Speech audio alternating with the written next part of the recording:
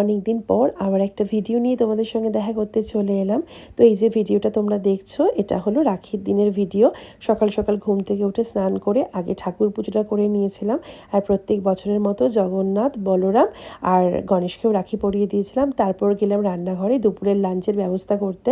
তো লাঞ্চ ছিল খুবই সিম্পল, পটল ভাজা, আলু সেদ্ধ, আম দিয়ে টকের ডাল, উচ্ছে ভাজা। আর তোমরা এখানে দেখতেই পাচ্ছ আমি শুকনো লঙ্কা ভাজছি, কারণ লঙ্কা ভাজা ছাড়া আলু সেদ্ধ আমার ঠিক জমে না। আর রাতের রান্নাটাও এখন করে নিচ্ছি। গরম গরম খাসির পাতলা ঝোল করেছিলাম। জাস্ট উফ, কি বলবো, এডিট করার সময় মুখে আবার জল চলে এলো।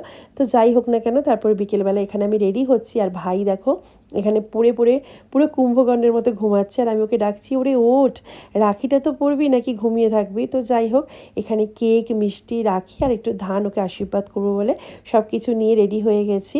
আর ওকে রাখি পরিয়ে দিলাম। তোমাদের রাখিও আশা করি সবার খুব ভালো কেটেছে।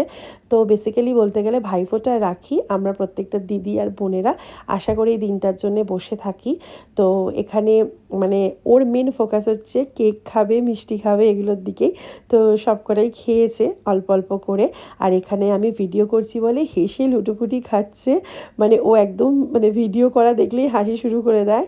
তো খুনসুটি করে সারাটা বিকেল আমাদের খুব ভালোই কেটেছে। আর ওর হাতে রাখিটা কত সুন্দর লাগছে, আমি একটু ফটো ভিডিও করে রেখেছিলাম। আর রাতের তো রান্না সকালবেলা সেরেই রেখেছিলাম। তো গরম গরম একটু ফ্রাইড রাইস করলাম মাটন কষা দিয়ে। জাস্ট জমে গেল। দেখা হচ্ছে নেক্সট মিনি ব্লগে। বাই।